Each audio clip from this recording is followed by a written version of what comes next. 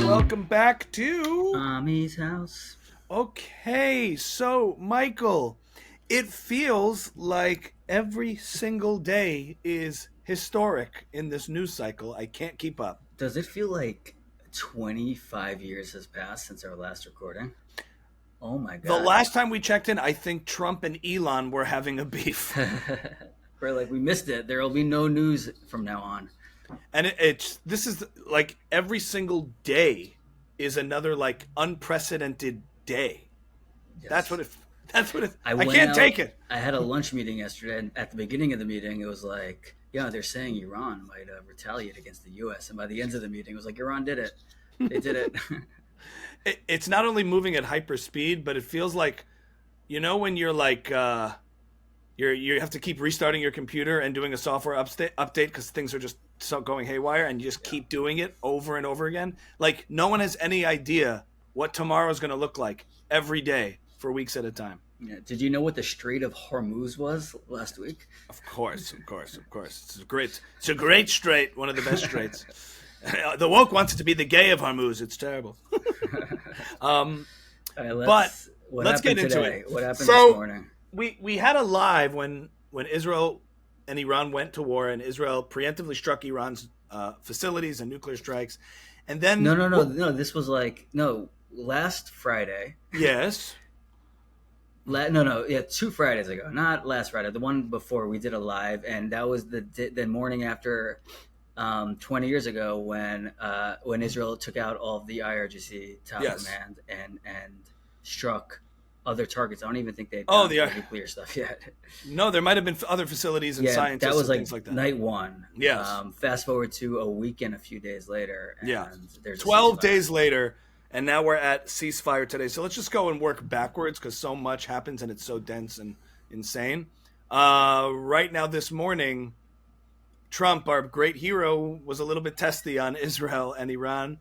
We can roll the clip of what happened. They asked him after he said, we struck a ceasefire deal. We'll call it the 12 Days War. It's a beautiful title, 12 Days a Slave or 12 Days of War. We'll make a movie. And then he was with reporters and they clipped this bit. Let's roll it.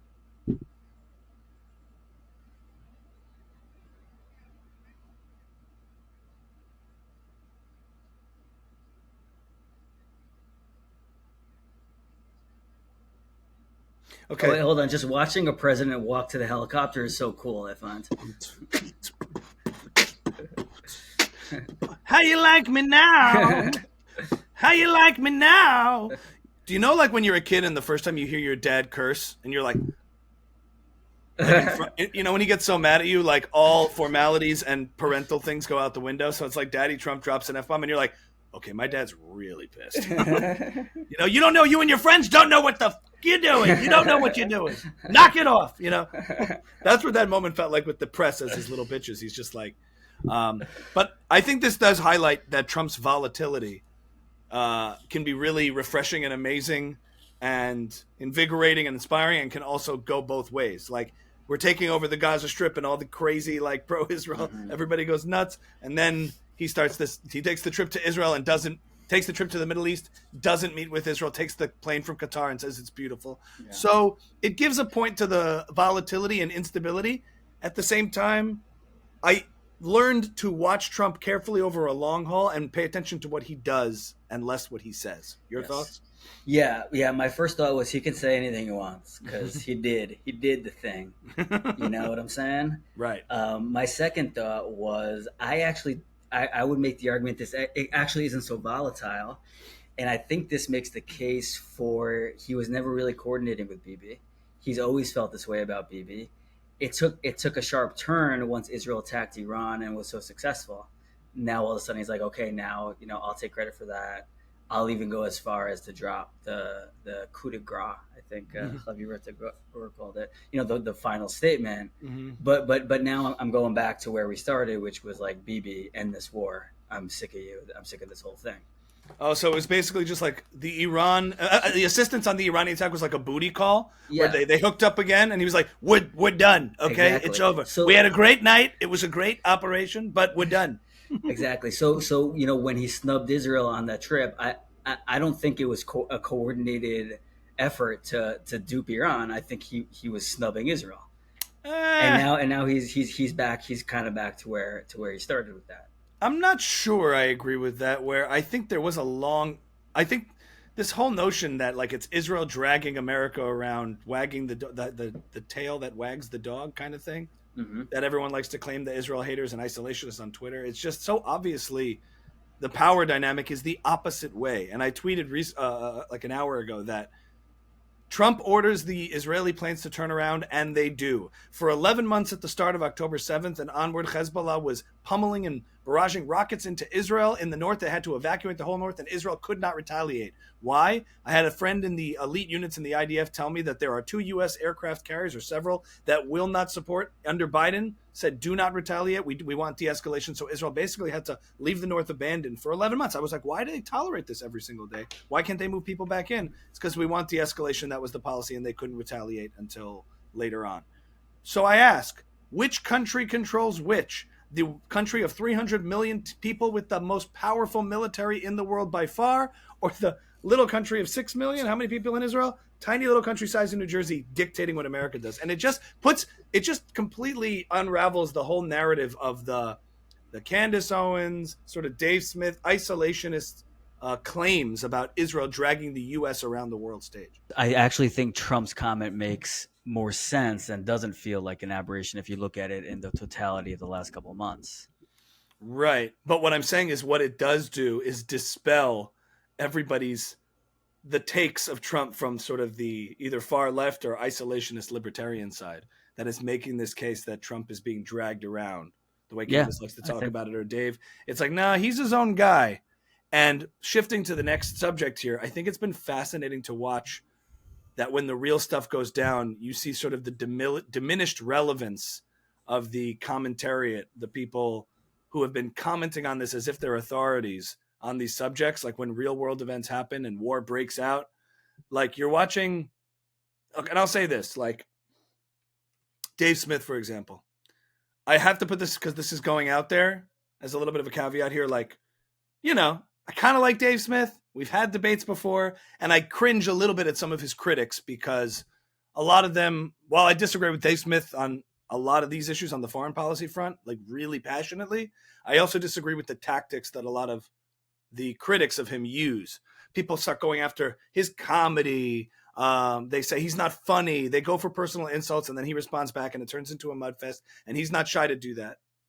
Oh, no. Lost your audio. Hold on.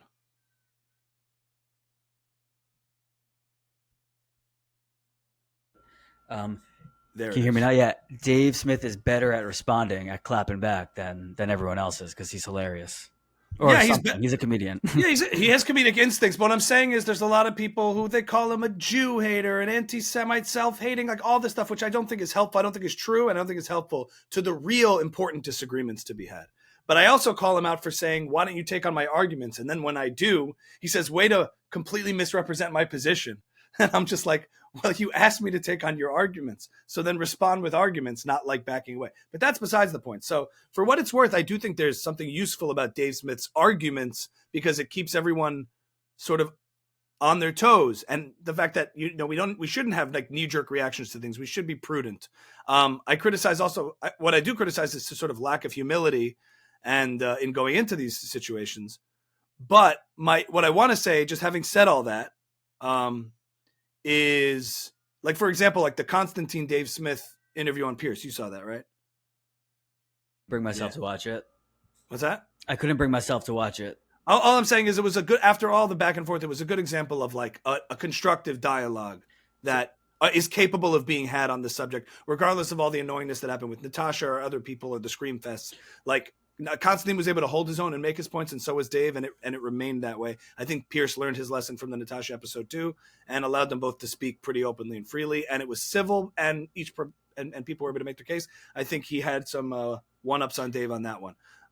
Constantine did well then? Very well, very well. But it's already like old news at this point. My point is on this is that, having said all that, just to have a little fun with it, you know how like when you're watching a movie and like there's this crew in like some sort of adventure scenario, and everyone turns to one guy who's like, you know what to do, he's like, yeah, because I served in Fallujah. Really? Yeah, he like he's basically flaunting this sort of authority or military background, and then they end up in trouble, and they all turn to the one guy, what do we do? And then by the end of the movie he goes, I don't know, okay, I made it up, okay, I don't know what I'm doing, I just have opinions about this, like, I'm sorry. Like, he doesn't actually know what to do when shit gets real. Yeah. Like, these characters, like, Dave Smith feels that way. Like, when things go down and then he's on Twitter saying, okay, we can even look at a tweet if we want, but pull the tweet. He's like, I'll bring the tweet up. Give me one moment. Like, I see these tweets when war breaks out on the world stage, and then he predicts it's going to drag everything in, and it doesn't go that way. Okay, so what do we see here? Here's one of them. This is one this of the one? Hopefully now with Iran giving prior warning to avoid civilian casualties in their response, and Trump signaling it's over, this can end. This has 1 million views, by the way. Do you want me to continue reading? There's another one here I'll read to you. It's like, okay. He had another one. The best case scenario now would be if Iran doesn't respond. Hopefully this will allow this to be at the end of it, but it seems unlikely. It would also completely disprove the entire justification of this war, but the Hawks will never admit it. And like these just little pivots to not acknowledge that he may have jumped the gun and may have been fear-mongering, or not evaluating this situation with Iran as different than other wars. Because it's one thing to be anti-war, but no one's anti-war. They're anti-certain wars and against and for other wars. Like, it all depends on who you're fighting and what the circumstances. But that's not the position he takes. The point is, it kind of diminishes the relevance of their takes and credibility in a sense, because when real things are going down, they just kind of have to pivot around and say, okay, guys, so here's what's happening. And Candace kind of does the same thing. And you're just like, wait a minute. I just realized, do you guys know what the hell you're talking about? Yeah. Like, or are you reading articles and reading books?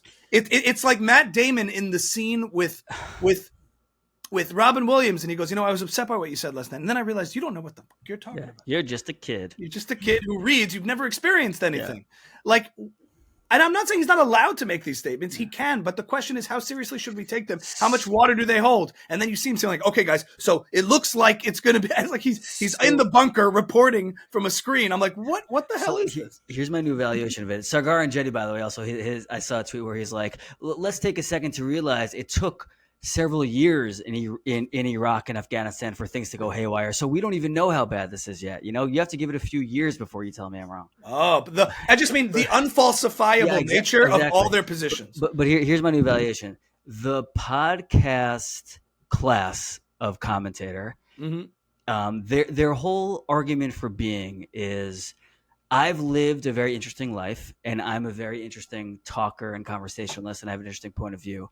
So hearing me talk about anything going on in the world through my point of view is interesting, right? That's the whole thing. Yeah. I'm not an expert, but I'm interesting, and I've lived an interesting life. So if you want to hear what I have to say, I'm here to talk about it. You don't have to, but I'm here to talk about it, right? Okay. So given that, the only experience the entire podcaster class has with war is the Iraq and Afghanistan war. That's their only experience. It's their only lens to see anything through. And as they do, they talk about everything through their own lens. They're talking about war through this lens. And so, of course, the only thing they have to go back to is, well, what was it like growing up during the Iraq war? What was it like growing up during Afghanistan and Taliban and 9/11? It's their only point of reference. It's the only thing they have to reference. And so, of course, they go back to that and say, well, if that was a mistake and that was awful, this is also going to be a mistake and this is also going to be awful. And they have no perspective outside of that.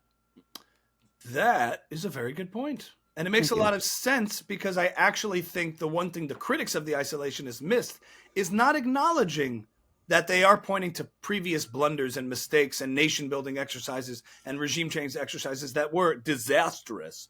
That was a disaster. And I understand that. I'm sympathetic to that. But like, you have to zoom out a little bit more. And I don't want it to come off. Look, we give takes too, and we talk about this stuff also. But I notice a lot of lack of sort of humility, reflection, introspection on that side of it. They're so certain, so confident, and so ignorant or not as informed to the issues that they claim to want to comment on. If they advertise it as, hey, you want to hear about my perspective on Iran through someone who lived through Iraq? It's like, sure, I don't know, all right, that's cool. But like, that's all you have to offer. Just as someone who lived through that, here's my take on this. I would like to hear someone who can talk through Afghanistan, World War II, World War I, and everything, Yeah. and bring in that context. Yeah. It just also seems to be riddled with a lot of people with a lot of opinions and not a lot of knowledge, or a lot of answers and not a lot of questions. You know, that seems to be what's dominating the online culture. Maybe, and perhaps I'm guilty of that. We're guilty of it too, because everybody is allowed to form opinions. I don't want to put myself in that same position of saying you're not allowed to discuss these things. But my criticism of it is there's a difference between opinion and sentiment, I think. Explain. An opinion, a sentiment is a feeling you have towards something based on your own experience. Okay. And I think that's all anyone's talking about. The day after Trump won, this Croatian guy had that line to me where he's like, everyone thinks they have all these opinions, all they have are sentiments. An opinion is something that you spend. That Croatian guy? You have a guy in your life who's just Croatian hanging out with you? For a moment in my life, I had a Croatian guy in my life. Okay. And you know, he had grown up in like Soviet Croatia, and he was like very dark and very cynical. Like, and when Trump got elected, I remember his stance on it.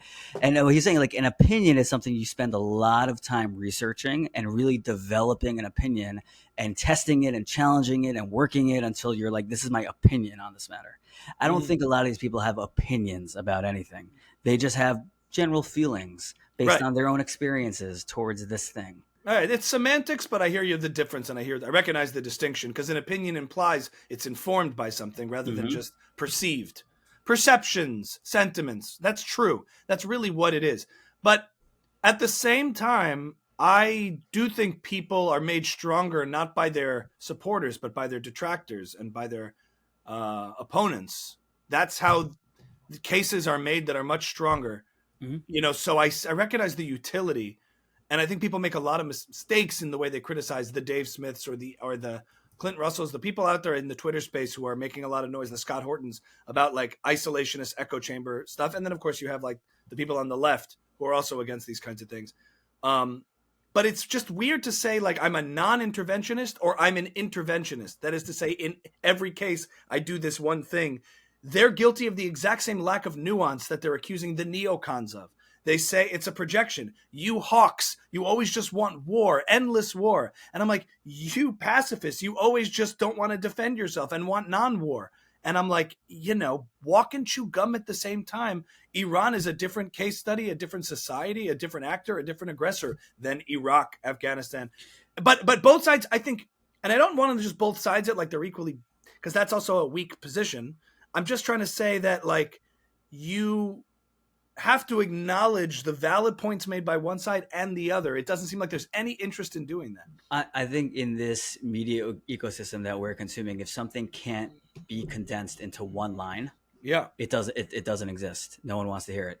The case against Iran and the case for Israel is takes longer than one sentence. It's a multi-phase argument you have to make. And so the case against Iran, the same thing. So like, of course, that's going to lose in this media ecosystem. You know, Dave Smith's message is much more digestible and consumable, entertaining than Yaron Brooks. But I would say the challenge is when you're making your case publicly, and it is performative because it's online and on these debate shows and whatever it may be. That's the challenge. Take complex ideas, condense them into digestible, thoughtful, engageable ideas. Can you do it? I mean, can you defend the attack in Iran in one line? Yes. I'm here. Can you do it with your shirt off? Here we go. I'm not the expert on the region, so take this with a grain of salt. Okay? Meaning someone could make the case, I think, more nuanced than this. But I think what it would ultimately come down to, that I think needs to be made, the case that needs to be made, is you only go to war for certain standards and certain reasons that have to meet a certain standard or threshold. And that is self-defense. So far, I think the libertarians should agree with that. Self-defense is justified against force and aggression. To the extent that a country is violating one's self-defense, you have the right and obligation to go to war with them. Iran has violated. Are you there? This is already way too long because you're competing against. I lived through Iraq. It was a disaster. Do not do this. Oh, okay. Okay. Well, I'm setting up the one sentence with several But sentences. you can't do it. But that's what I'm saying. I'm saying it requires a setup. Fine. One more time. Iraq was wrong. They were the wrong enemy. Iran is right. They are the right enemy. Okay, it's better. Both things can be true. That's better. I had a comma and you cut me off. Both things can be true. You could be against the war in Iraq and for the war in Iran. Better. People aren't doing that so much. That was good. I love Persians. No, in other words, anti-war is meaningless. Pro-war is meaningless. Also good. Yeah. The question is when and when not. Like these are like, that's what Twitter is helpful towards. Twitter is a cesspool and it's like road rage, but at the end of the day, it helps condense ideas into these things. Yeah. And I think what happens is there's a neoconservative element out there that's a little defensive and embarrassed about Iraq and all those mistakes that they defended. So their reputation and credibility is on the line, right? Mm-hmm. And so it's harder for them to make this case with at least some recognition of previous mistakes and their credibility, right? Mm-hmm. If you were for the war in Iran and for the war in Iraq and all those things, and it worked out disastrously, as libertarians point out today, then you have to kind of acknowledge that and say why this is different, rather than just being totally for this war and not acknowledging that. And then when you get called out on that, don't resort to name calling and ad hominem attacks. Like what they're pointing to is valid, even though they're still wrong. Mm-hmm. You mentioned like the anti-war and pro-war people coming together. One of my main revelations throughout all this is, especially as Gaza has evolved into Iran, is this new coalition that's building between I don't even know how far left it is anymore, but between the left and the right, like meeting in the middle, like around like being anti-war. Like I just want you to look at like, I'm going to share my screen here for this is Breaking Points. Okay. Right. So this is Crystal and Cigar. They've basically devolved into like an anti-Israel channel. I mean, just like look at like for June 23rd, something with John Mearsheimer, kind of like anti-Iran. Just look at all these, but look how many views they have. Not anti-Iran. You mean anti the war in Iran? Yeah, anti the war in Iran. Like covering, Theo Von calling Bibi evil, like just all this. This picture. Everything has Bibi on it. It's just kind of wild. But anyway, look at the views: 237K, 381K, 253K, 145K. Right. Look for today. 307K. Those are a little bit low, but 100. Like they're getting major numbers, and I'm curious like who these people are. Like it's like people who listen to Theo Von and people who are anti-Trump, people who are like voting for Mamdani, and people who like voted for Trump but are now like upset with him. Like I think there's like a real like new coalition building in the middle of young people. Basically glued together by being anti-Israel. That's how they all met. And that's what they all have in common. Yeah, and now they found some other things they might agree on. But like, when you look forward, like thinking about a candidate like Mamdani now who's running in New York, but like an AOC or someone who can speak to this new, they'll call themselves middle, whatever, like this new middle. It's really interesting. They're alienated from the left and they're very much alienated from the right now. And it's interesting what's going on. It's a deep observation, and I applaud you for it, Michael. I really do.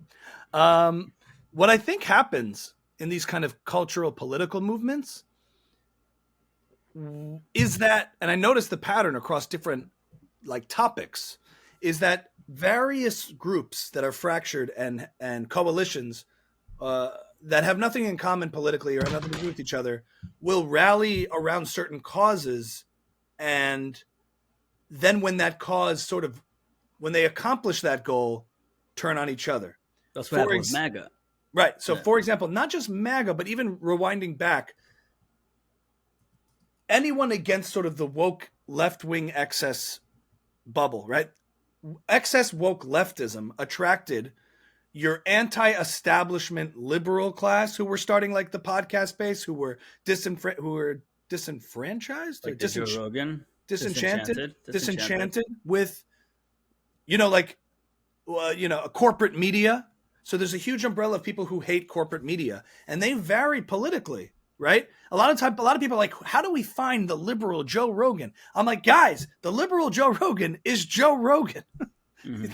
He's liberal, and he never hasn't changed. But under this umbrella, you have all these people who all agree, not on everything or anything, except we hate corporate media. So we like a freer podcast space. We like a freer exchange of ideas, but politically we're not really aligned. So the one thing we hate is corporate media. It's happened again in MAGA, where the one thing we love is Trump because he's the antidote to a lot of things we don't like. Cancel culture, anti-free speech, woke craziness, gender neutral pronouns, like women and men's sports, like common sense.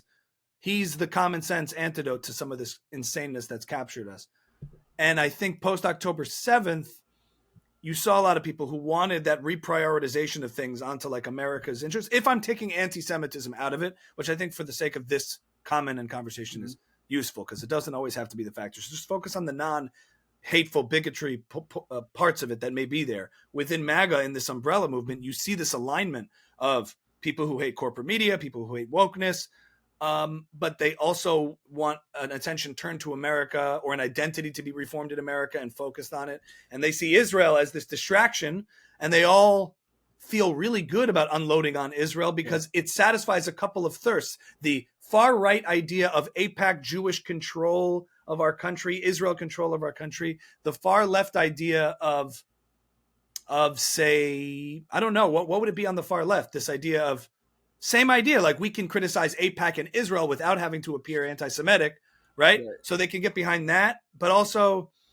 I think it's just this thread that unites them all is that it's the way that yeah, sorry, go ahead. No, I was just going to wrap it up and say like there are certain unifying ideas that if we all, it's like something satisfying about, like, Cenk Uygur and Dave Smith disagree on everything.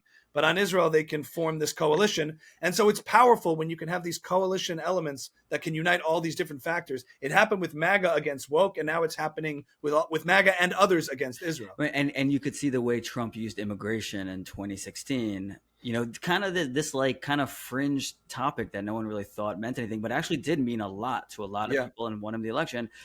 A candidate could use Israel. Or someone's like, how could you win on an anti-Israel platform? That's crazy. There's actually, I could show you 500,000 people right now on the break who watch Crystal and Cigar who would vote for a candidate just based on that. And the reason it's effective is because it relies on blatant hostility to Israel, like people who just really hate it, don't like it. Sure, anti-Zionist, left and right, and also an ignorant middle that just sees Israel lumped in with foreign entanglements that we need to get out of. It's the exact, I mean, it's almost like a one-to-one with immigration. It's like you have racists who are just like, I don't want Mexicans in my country. Then you have people who are like economically like, hey, how come I'm not doing so well? Oh, it's because of immigration? How come I'm not doing so well? It's because of AIPAC? Oh, sure.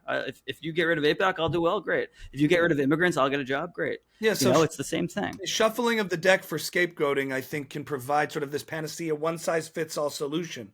If we get rid of our alliance to Israel, things get better here. Right. Which happens post-victory. Like it happens after the woke bubble bursts. Now we are victorious. MAGA has won, say. So what do we do now? Who's the boogeyman? Yeah. We need to be fighting something. Yeah. We need to be fighting for something. And you saw like people who aren't as vocally critical of Israel saying like, yeah, we'll get down with like the Zionists because who are supporting Trump. Like that's okay for now. But then in like the Game of Thrones, the houses turn on each other. And there's this weird thing to need to be fighting something. I think there's something very deep psychologically and politically going on there. And I'm doing my best to unpack it. Yeah. But, to all that point, like take someone like Tim Dillon now, who's like very much anti-war. I think he falls squarely in the I've lived through Iraq, so that's my only point of reference. Sure. But like, I had this thought the other night, like as a Jew, I feel much safer that Iran's nuclear capabilities have been diminished. As an American, no one's ever told me the story of Iran. Do I feel safer because Iran doesn't have a bomb? Not really. What is Iran? I don't know.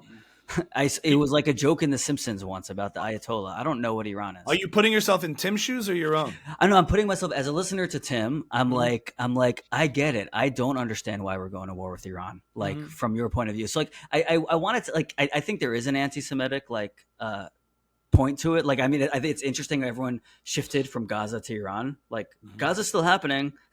No one cares about the genocide there anymore. What's anti-Semitic about it? about the shift to Iran, I would say all of a sudden you care about Iran because Israel's attacking it. I think they care about Iran if we're being Yeah, genuine and tell me. gracious. It's that America's involved. I've felt But even before America was, they were like outraged. So I get it. But if but we're I being mean I guess I've taken it for granted that there's baked in anti-Semitism into it. I don't know if that's always. Maybe I'm off about that. I think it's true in some circumstances. The idea that like even before America was involved, right?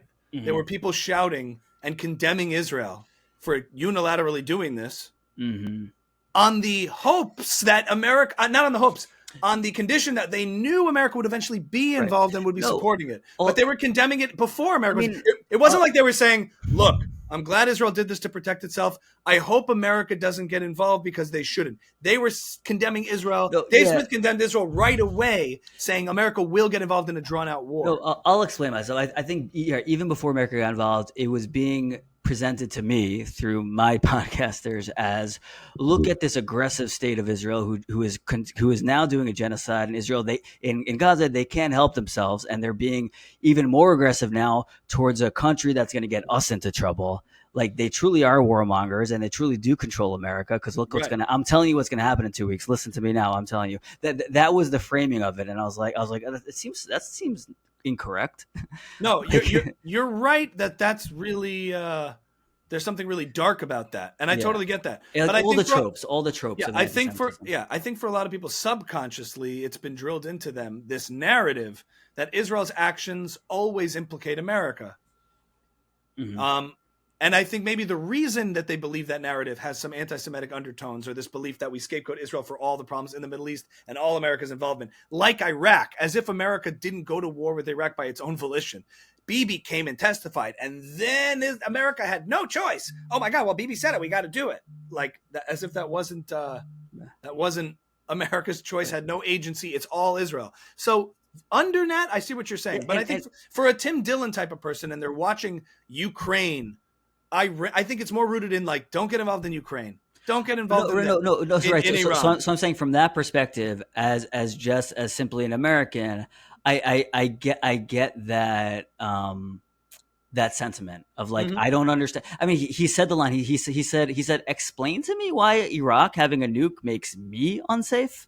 And I was like, I think I could explain that to you, Tim. But the assumption there was that Iraq having a nuke doesn't mean anything to me as an American, which if I wasn't following Israel, I could understand that position, understand why you feel that way. I think that has to be more acknowledged, and you do have to make this case. Don't take for granted that, oh, of course we have to attack Iran, and anyone who disagrees with it is evil or stupid or whatever. It's like, well, sorry. Sorry. This is what Tim said. He said, explain to me why Iran would basically commit suicide by nuking the US.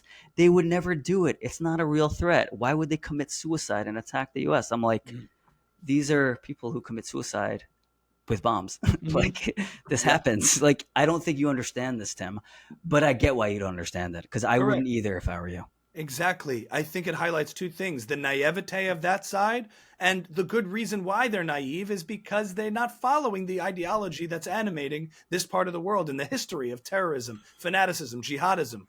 And frankly, America's made serious mistakes strategically in the past and have gone to war for the wrong reasons. So you can't necessarily fault people for being a little suspicious or a little skeptical. Forgive me for being a little skeptical and jump to, I know you're not doing that, jumping to anti-Semitism. The framing, though, is awfully suspicious. And it's not as if we're saying, Russia invaded Ukraine. Ukraine should fight back. Without America's help, stay out of it. Some people said that, but no one, when Russia invaded Ukraine, said, Ukraine is controlling our foreign policy and dictating us. They're always dragging us into war. These evil Ukrainians are embedded in our government. Like, people didn't take that position. They do with Israel. Yeah. And Israel's the only country that's still being litigated today, other whether or not its legitimacy should even exist. No one does that with any other country. So we can go down that road. But I think for a lot of people, subconsciously, it's more about, I'm watching America crumble. We got problems here. We have a new president. We want to do stuff, do right by it. Why are we doing this? So I think the answer is explain it. Yeah, Make the case. and wars usually have a runway of like several months or years, where like Right. the White House makes the case, like, hey, here's what's going on in Iraq. We think they have nukes, and we have testimonies, and this and that and that, and like people get to form their sentiments or opinions over that time. This was 12 days, whatever, 6 days. In the end, I just find it really funny that when it doesn't go the way they're all predicting it would, as our prophets, the commentators, they have to say, okay, good. So here's what's now happening. Like I'm like, not I was wrong. He maybe this went differently than I thought. None of that. It's like, all right, good. So we've avoided disaster, but don't be mistaken. We came close. Yeah. And I'm like, no one cares. Like it's that part of the movie where everyone's looking to the person in the group, the college intellectual who's like, and I don't mean to sound like a dick, but it's like it just rings of that confidence mixed with ignorance or naivete. You hope it market principles apply, and people who got worked up over the last 2 weeks are now a little bit upset, and they're like, what'd you make me so nervous for? Yeah. And I'm going to watch your channel a little bit less than I did before. Right, you hope that works instead of doubling down on them. What's Candace been up to? I see it on Twitter. I respond occasionally to certain things. One of her, I've looked at Candace in phases, right? Like when things first started to go awry and I thought she was really misguided on Israel. We all know the history, and we had some good constructive conversations about it. And it's just continued down this dark rabbit hole of phases where it started as, criticizing Israel, anti-Israel, anti-Zionist, anti-Jewish state, anti-Judaism, right? Now it's the latest episode she was talking about is Jews are not the chosen people. Christians are the chosen people. The anti-dispensationalism replacement theology that we all kind of suspected was the undercurrent of this kind of thing. And it's not like there's this guiding principle throughout this whole thing. It seems to also be not curiosity, but ambition and building this strong kind of tribe around these things and around these ideas. Look at this latest tweet, which is really funny. I found this too amusing, and I don't think she realizes why, but check it out. Pull it up. Hey, Xander, just get that up there. Thank you, Xander. Let's just read this for a second. I'll read it. But yeah, she goes, super offended anyone ever thought I was wearing a mask, so allowed me to be more unequivocal in my approach. I think Eyal Yacobi had wrote mask off moment. So she writes, Gaza is a concentration camp where an open genocide is taking place. It has taken Goebbels' level of propaganda to try to convince the world it isn't happening, but it is. Just like Adolf Hitler, Bibi Netanyahu is an ethnocentric imperialist, even though she's the one who's been obsessed with his ethnicity, not him. Monster, and we will make sure the world remembers what all of you supported when God has his vengeance.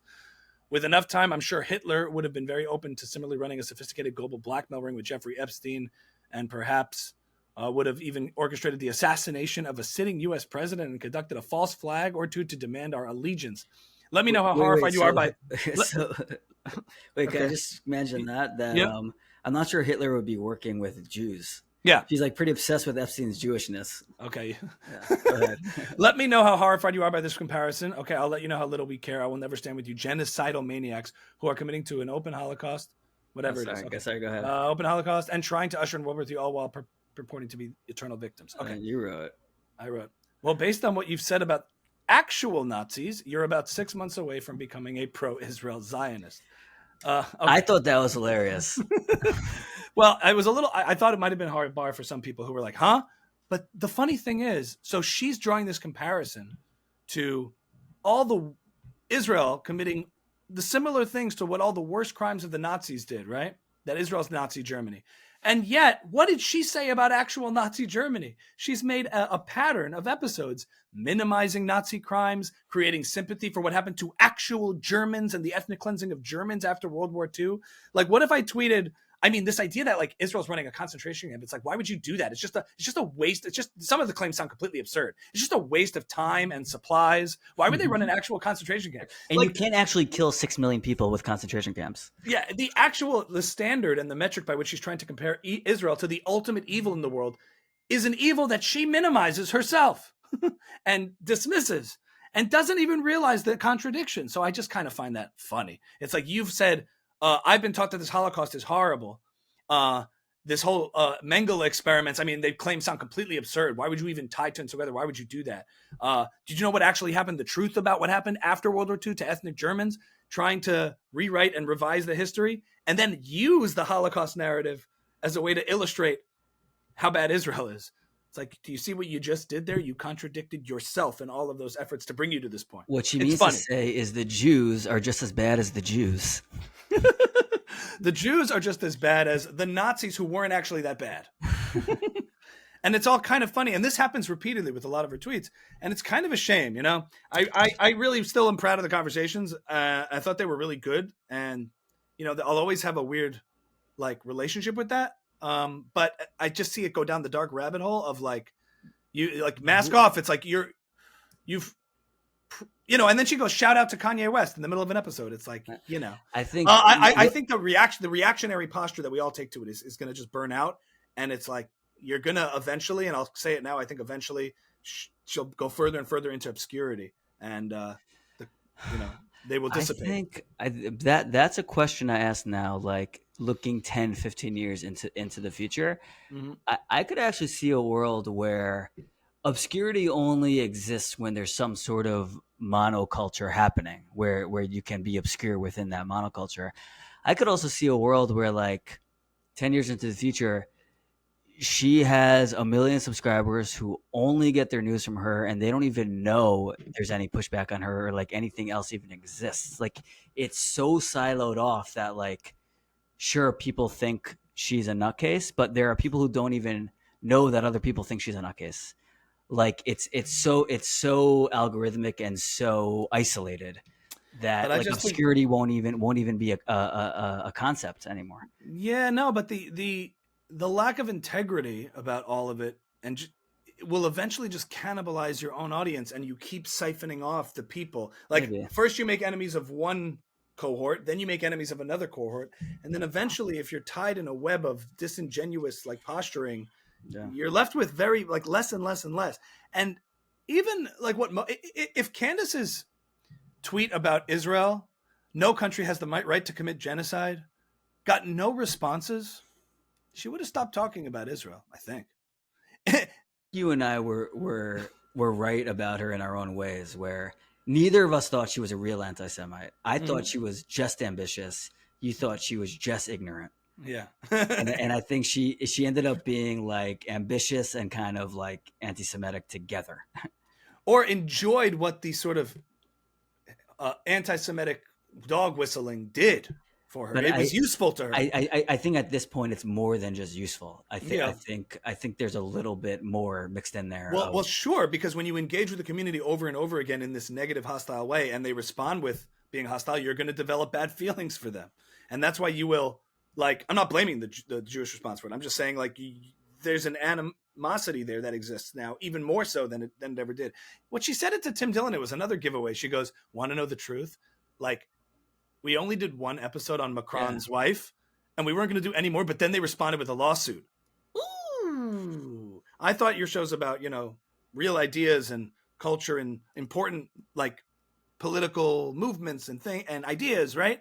But really, it's because they responded with a lawsuit. You decided to say, okay, she's got balls, you know, like, let's keep going because it works. And this is the sort of the game we're in. But if you put fame and clicks before integrity, like, everybody wants a little bit of that attention. We're all after it. But I think integrity is, like, paramount. And if you put fame and clicks before integrity, you'll get neither of both in the long run. And I think that's kind of what's happening. Like, if Macron never responded with a lawsuit, she would have just dropped that. So we're kind of just looking for things. And I think at this moment, she's capitalized on it. And then there's that dark-seated using the sort of Christian identity and driving a wedge between Christians and Jews.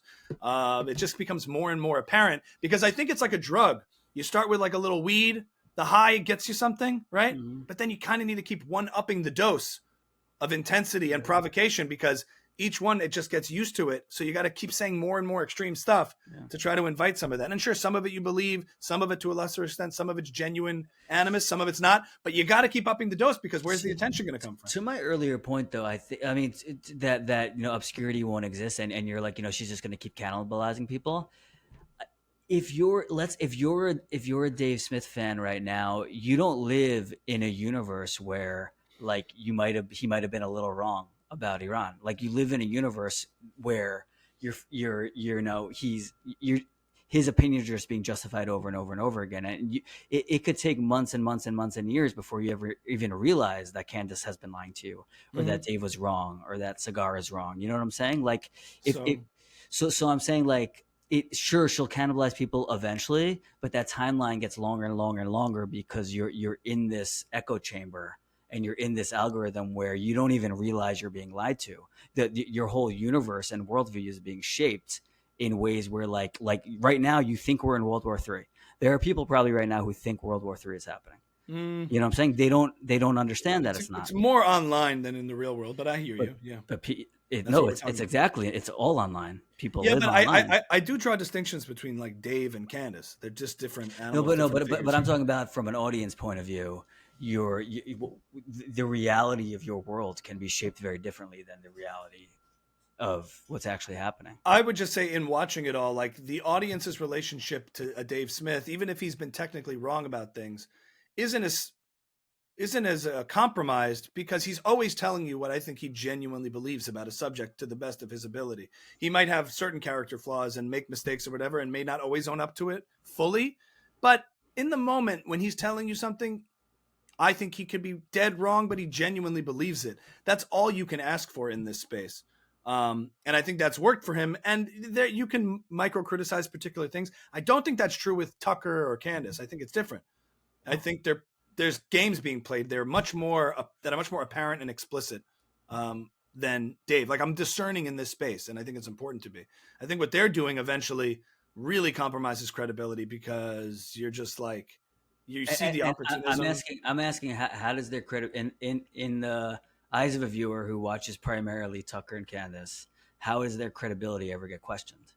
Because at some point, it's not unreasonable for one day Candace to turn on the Catholic Church, or turn, you know what I mean? To all of a sudden be like, why would I I'm a free thinker, a free speaker. And what these, like. So you're saying within her own echo chamber, she'll split it apart. That's what I'm saying. Just like she did before with the conservative fan base she had. She split it, right? Mm-hmm. Because she decided to take the issue of Israel and then split her fan base. Sure, she had a lot of fans who were Jews, a lot of fans who were pro-Israel, and she's like, split it, gone. And then I think this one that's left, on whatever issue she's committed to in this very moment that it's useful, will eventually go against that grain and split it. Maybe she'll go socialist, because there's no like grounding principle. It's and then she'll lose the capitalist MAGA side. You know what I mean? That's what I mean. You keep slicing the pie so thin, you're left with just a sliver of, maybe it's irrational bigots. I don't know. But you know what I'm saying? Like, I wouldn't put any idea or position past her to take on if it works. You know what I'm saying? Yeah. Do you want to get to Tucker before we wrap it up? Yeah, we'll wrap up on Tucker. He's another one who's I've been having a lot of fun with. But the Ted Cruz Tucker Carlson interview was an interesting display of a bad actor and a bad performer. Who's who? I think they're both kind of off. I said a bad actor, like in who's like the bad actor? A nefarious actor and Tucker? A piss poor performance. God, Ted Cruz is a bit. Yeah. I didn't think he did well either. I thought Tucker kind of had his number, actually. Yeah, Tucker was being disingenuous and sneaky and gotcha, and under the guise of, I'm just trying to. These are just basic questions. Like, why can't you answer basic? And manipulating Ted Cruz, and Ted Cruz was molested through the whole interview, like verbally, and let himself do that because he was trying to duck and weave as opposed to just being straight. Right. In other words, he was being like the calculated politician in a podcast space and getting manhandled for it, So I get why a lot of the Tucker fans and that side of it are gloating about it, even though I think Tucker is still acting totally unprofessional and disingenuous in the interview. Like, it worked. Mm-hmm. The manipulation worked on a Ted Cruz. Ask him about AIPAC's involvement with the government. And he goes, wait, like, he just didn't have his principles and ideas sorted out. And maybe he didn't expect to. It was sort of like, like a scene in a movie where he's like also, isn't he? Ted Cruz? Yeah, he's like a classic politician entering the podcast space. That's and not only that, the podcast format, but also Tucker's sort of disingenuous postures, like like, I'm against killing anybody. Right. You're against killing anybody. Really? Are you against killing anybody? You know, he's saying that in the moment as if he's like virtuous. It's a virtue signal like the left does. I'm against killing anybody. Really, it's terrible to kill people. And it's like, well, what are we talking about here? Like, are you against? No, you're not against killing. Like, he doesn't mean that. And then he's trying to like, and so I just think it's a piss poor performance by Ted Cruz, who got manhandled, and a disingenuous position that Tucker takes, trying to be like the population of Iran, right? Yeah. Should Ted Cruz like know that answer and be able to answer like that? Sure. It's like a trivia gotcha thing. But is that the issue? Like, no. And then when he tried to answer what the population is made up of, like, Tucker just cut him off and moved on. He's like, it's Shia, it's Persian. I just think, I think you want to know the population. Why would you want to know that? It's 92 million. Like, you know, so I think both are at fault for different reasons, but I could see why everyone's satisfied with it, but they're not being honest with themselves. Tucker is clearly, you know, just manipulating the whole conversation. What do you think's going on with Tucker? I don't know him as well as you do. What do you think? There's all these theories, because I actually think Tucker is intelligent, knowledgeable, knows the game, and he's calculating too. Yeah, calculating. But I really wonder what is going on with him. You know, like his behavior is very manipulative and disingenuous. I think it reads that way. I have fun making fun of him. What motivates him? What's his motivation? I wonder if it's about feeling a sense that America's lost its Christian identity, and in a world where certain communities have been able to hold on to it, like the Orthodox Jews who've been able to maintain cohesion, while American communities in general, or Christian communities, have become more fractured. He feels a certain sense of he's like resentful about that. Maybe he has beef with a lot of left-wing Jews who've been responsible for certain policies against, like open immigration. And there are like the George Soroses, and he attributes that. Maybe he's just trying to carve out his own niche audience. Like, I'm the real America First conservative. Don't pay attention to Daily Wires or Ben Shapiro's or anything related to Israel, even though I love Israel. I think it's a great country. I want to go there with my family. I want to live there. I'm a Zionist. I'm an anti-Zionist. Like, I'm not against Israel like at all. But I only interview the only priest in the West Bank who's going to crap on Israel and ignore the de-Christianization of the whole Middle East by Arab countries. Anyway, what I think is motivating him is possibly to carve out his own audience and community and influence his own sphere of influence outside of the Judeo-Christian traditional conservative base. Yes, I think, which is another way of saying what we were saying before, is I think maybe he's identified this new middle, united by the one issue of Israel, and he's like, that's where the market is. That's where I'm going. Yeah, but I'll get people under 30. I'll get people, you know, who have always liked me, and like, you know, it could be personal too. He could be very angry at Fox, maybe where they let him go and fired him. I don't know what goes on behind the media scenes. I've had little insight into it. Maybe he's gotten fired and he's like, I'm going to screw all of you. I'm going to become successful on my own. But what doesn't, I don't think what motivates him is some kind of genuine curiosity kind of thing. It seems much more calculated, much more, a little bit devious, like a little bit of this, like his intentions, I don't think are always so, I don't know if they're evil. I'm not saying they're evil. I'm not saying they're good. I think also like something else. We underestimated Candace. I think there also is a little bit of anti-Semitism there, like real anti-Semitism there, based on people I've heard speak on other podcasts, not ours. Right. I just hate it. I wouldn't accuse him of that. I'm not like calling him out for it, but I think that's part of it also, in the way we might not have realized it earlier. Like there's actually like a real bit of legitimate. I'm not saying you're wrong. I'm just saying once that word enters the conversation, it risks undermining all the points we're trying to make. But I know you're. Yeah, I know. Yeah. I hear you. My position on it is I have to think about it, because now that word has been so clouded and confused, what does it mean in the Tucker context? You know, I feel like I always have to like. In the Tucker context, it's like, how do I shape my opinions? It starts with whatever Israel's doing is bad. How do I make that argument?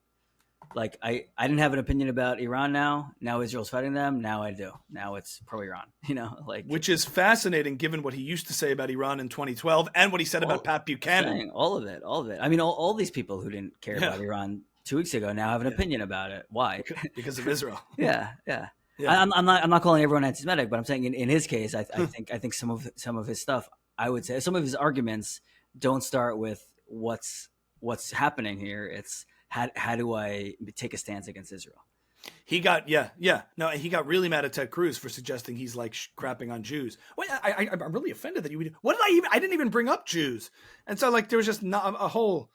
Just to recap on the conversation, a whole bunch of tactical errors by Cruz, looking suspect when he didn't have to look suspect, not really even necessarily having like well-informed answers. He could talk about his relationship to AIPAC and unapologetically taking money rather than like pivoting off the question. Like, there's nothing to hide from, so answer it straight up. Well, why are you obsessed with Israel? Like, there's ways. It's very hard to do. So actually, I don't fault him for it. Tucker's formidable. But seeing a slippery person get backed into the corner looks even worse. Like seeing Ted Cruz be fumbling looks even worse than anyone else fumbling. Well, he just looks even more slippery than he is. Yes. Like he physically looks it. That's why you're saying that, because he's like, yeah. You know what? You know what? You know what I love about this? I can't do it. You know what? I can't. It's something, It's something. I think he was expecting maybe a friendly interview. Maybe he's out of touch with how the internet's been going. Mm-hmm. And Cruz was going to sit down. Oh, we'll do it like we used to do on Fox when we kibitzed back in the day. Right. And it's like, when your friend is giving you a noogie? Is that what it's called? Right? Yeah. Or a wedgie. A noogie. Right? And he's like, He's like, stop. Okay. Like you think he's buddy with you and getting chummy, and then he just starts beating the shit out of you. Yeah. But you think he's like, okay, man. Okay. That's what's happened. Ted Cruz was thinking he's getting in for a little friendly, what's it called? Wet Willie. And then stabs him in the brain, It reminds me of those mafia. It's those mafia movies where it's like, how you doing? Good. And then just beats the crap. Yeah, come here. Let me talk to you. You're a good guy. You're a good guy. That's what happened. He got bitch slapped. It also felt like Ted Cruz was living in 2004, and it's like there's almost new stakes in 2025. Like there's not this sort of like buddy between politics and the media to build consensus. There's something else happening. Like how the way they build consensus for the Iraq war is not what's happening now. Mm-hmm. And that thing has kind of shattered. Yeah. There's no consensus building. That's like the bigger story probably.